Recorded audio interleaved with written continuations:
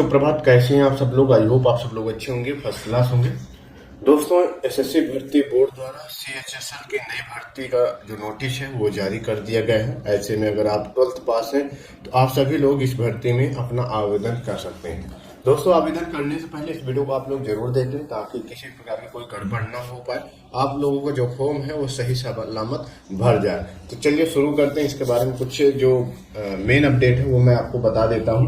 ठीक है, देखो, इसका कल नोटिफिकेशन आयोग ने जारी किया है, एसएससी भर्ती बोर्ड ने, और इसके जो आवेदन की प्रक्रिया है वो आज से स्टार्ट हो गई है। आवेदन करने की जो अंतिम डेट रखी गई है वो 7/5/2024 रखी गई है। 7 मई 2024 तक आप लोग इसमें आवेदन कर सकते हैं।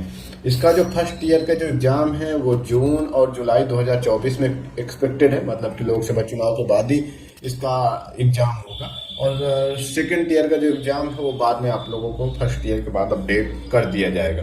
ठीक है, उसके बाद इसमें देखो जो पोस्ट है वो कौन कौन सी है। तो लोअर डिवीजन क्लर्क की एक पोस्ट है, जूनियर सेक्रेटरी असिस्टेंट की पोस्ट है, ये लेवल 2 में आती है। इसकी जो सैलरी बनती है वो 19,000 से स्टार्ट होती है, 63,200 तक इसकी सैलरी जाती है। उसके बाद अगली जो पोस्ट है वो डाटा एंट्री ऑपरेटर की है। इसका ये जो पे लेवल 4 की जॉब है और उसकी जो सैलरी है वो 25,000 से स्टार्ट होती है, 81,000 तक जाती है। ठीक है, उसके लेवल 5 की भी है। एक जो पोस्ट है वो डाटा एंट्री ऑपरेटर की ग्रेड ए की ये है। पे लेवल जो इसका है वो 25,000 से 81,000 के बीच है। ठीक है, तो ये पोस्ट है इसके अंदर। इसमें जो टोटल नंबर ऑफ वैकेंसी है वो कम है, और ज्यादा होनी चाहिए, लेकिन अब चलिए जितने निकले हैं इसी में आप लोग आवेदन कर लेना। इसकी जो नंबर ऑफ वैकेंसी है वो 3,712 टोटल पोस्ट है। ठीक है, और इतने पोस्टों के लिए आप लोगों की ये भर्ती हो रही है। उसके बाद यहाँ पर बताया गया है रिजर्वेशन के लिए। तो देखो, रिजर्वेशन में आपका जनरल को छोड़ करके सभी को रूल के अकॉर्डिंग छूट मिलेगी, चाहे वो ओबीसी हो, एससी हो, एसटी हो, एक्स सर्विसमैन हो, पीडब्ल्यूडी हो, सभी को आप लोगों को रिलैक्सेशन में यानी जो छूट है रूल के अकॉर्डिंग मिल जाएगी। उसके बाद यहाँ पे पोस्ट ऑलरेडी मैंने बता ही दिया है। इसमें कौन कौन आवेदन कर सकते हैं, तो सभी लोग, सभी राज्य के कैंडिडेट इसमें आवेदन कर सकते हैं। ठीक है, अगर आप लोग किसी भी राज्य से बिलोंग करते हैं तो आप लोग इसमें फॉर्म फिल कर सकते हैं। एज की बात करें तो देखो, आपकी जो उम्र या जो आयु सीमा काउंट की जाएगी वो 1/8/2024 के अकॉर्डिंग आपकी जो एज है वो काउंट की जाएगी। आपकी 1/8/2024 को कम से कम आपकी जो उम्र है वो 18 साल होनी चाहिए। अधिकतम जो आपकी उम्र होनी चाहिए वो 27 साल होनी चाहिए। 18 से 27 साल इसमें एज रखी गई है। हाँ, अगर आप लोग रिजर्व कैटेगरी से बिलोंग करते हो तो आपको रूल के अकॉर्डिंग छूट मिल जाएगी। इसमें एससी एसटी को जैसे 5 साल छूट मिलती है तो 5 साल छूट मिलेगी। ओबीसी को जैसे 3 साल छूट मिलती है तो 3 साल की छूट मिल जाएगी, और बाकी पीडब्ल्यूबीडी अनरिजर्व को 10 साल और एक्स सर्विसमैन को 3 साल ऐसे छूट मिल जाएगी। ठीक है, उसके बाद आगे आपकी बात करें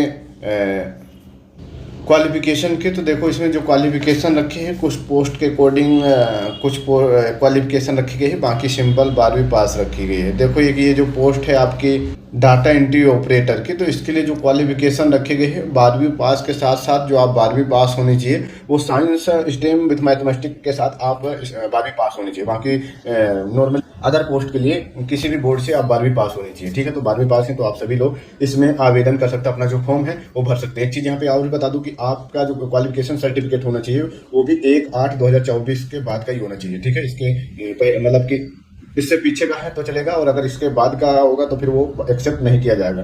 तो 1/8/2024 के अकॉर्डिंग आप लोगों के एजुकेशन सर्टिफिकेट है वो होनी चाहिए। अब आप लोगों को कैसे इस भर्ती में अपना आवेदन करना है, तो सबसे पहले आप लोगों को एसएससी की वेबसाइट में जाकर के 1 टाइम रजिस्ट्रेशन करना होगा। उससे आप लोग जो उनकी वेबसाइट में रजिस्टर्ड हो जाओगे एंड उसके बाद फिर आप लोग इजीली आवेदन कर सकते हो। इसमें जो आपका आवेदन फीस रखी गई है वो 100 रुपए रखी गई है। ठीक है, और ऑनलाइन इसमें आप लोग आवेदन कर सकते हो। आवेदन करने से पहले अपने आप लोग जोन जरूर देख लेना, सही से रिसर्च कर लेना किस जोन में आप लोगों को आवेदन करना है। ठीक है, एंड उसके बाद फिर यहाँ पर ये जो एग्जामिनेशन जो सेंटर है, सिटीज है, वो भी देख लेना कौन से एग्जाम सेंटर में आप लोग ज्यादा कंफर्टेबल है। ठीक है, तो वो देख करके ही आप लोग आवेदन कर देना, रैंडम मत कर देना, नहीं तो फिर आप लोगों का जो एग्जाम सेंटर है वो भी दूर पड़ेगा। और दूसरी बात, जब आपका सिलेक्शन हो भी जाता है तो फिर बहुत ज्यादा समस्याएं होती हैं। तो इसीलिए आप लोग अपने जो रीजन है वो रीजन को देख करके जहाँ आपको कंफर्टेबल रहे उसी रीजन में आप लोग एग्जाम सेंटर का भी ऑप्शन चुनना और इंटरेस्टेड जोन भी चुनना। पहला आपका कंप्यूटर बेस इसका एग्जाम होता है। टीयर 1 का भी एग्जाम आपका कंप्यूटर बेस होगा, टीयर 2 का भी आपका एग्जाम कंप्यूटर बेस होगा। टीयर 1 का जो एग्जाम होगा उसमें आपके 100 क्वेश्चन पूछे जाएंगे, basic language, English language, basic knowledge, general intelligence, quantitative aptitude, से और जनरल अवेयरनेस से 25-25 क्वेश्चन पूछे जाएंगे, ठीक है। इसमें आपको मिलेगा 60 मिनट। उसके बाद टीयर 2 का जो एग्ज़ाम है, पहले टीयर 1 का एग्ज़ाम पास करोगे तो उसके बाद ही आप लोग टीयर 2 के एग्ज़ाम में पार्टिसिपेट कर पाओगे। तो यही है सारी चीज़। बाकी आप लोग एक बार सिलेबस पूरा डीपली देख लेना, उसके अकॉर्डिंग ही आप लोग तैयारी करना। और आपका जो आवेदन करने के टाइम कौन कौन से डॉक्यूमेंट चाहिए, देखो आपका नॉर्मली आधार कार्ड वो तो होगा ही सबके पास, आधार कार्ड तो कंपलसरी है ही है।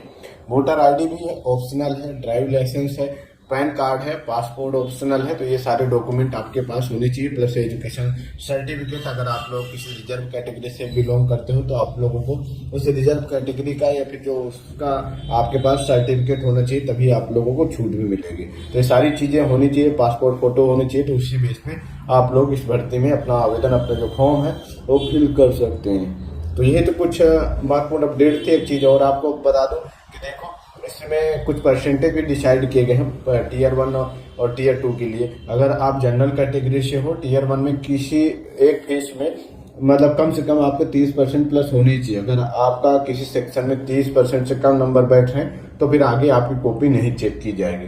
वैसे ही आपकी ओबीसी ईडब्ल्यूएस का भी है और आल कैटेगरी का भी 20, 25, 30% डिसाइड किया गया। मतलब कि इससे प्लस में ही आप लोगों को स्कोर करना होगा। किसी फेज में अगर आपका इस जो नंबर है वो कम होंगे तो फिर आगे आपका जो कॉपी है वो चेक नहीं होगी। तो इतने चीज़ें, मतलब इतना परसेंट आपका कंपलसरी है। हालांकि आपको इससे प्लस में ही करना पड़ेगा अगर आप लोगों को सिलेक्शन लेना है तो दोस्तों यही थे कुछ महत्वपूर्ण लेटेस्ट अपडेट। आई होप आप लोगों की जो मेन अपडेट है वो मिल गई होगी। कोई क्वेश्चन रह जाता है तो आप कमेंट करके पूछ सकते हैं। बाकी अपडेट के लिए आप लोग चैनल को जरूर सब्सक्राइब कर लें, ताकि जो भी अपडेट हो वीडियो आप लोगों तक टाइम पहुंचते रहे। बाकी लाइक शेयर भी जरूर कर दो। धन्यवाद, फिर मिलता है नए वीडियो।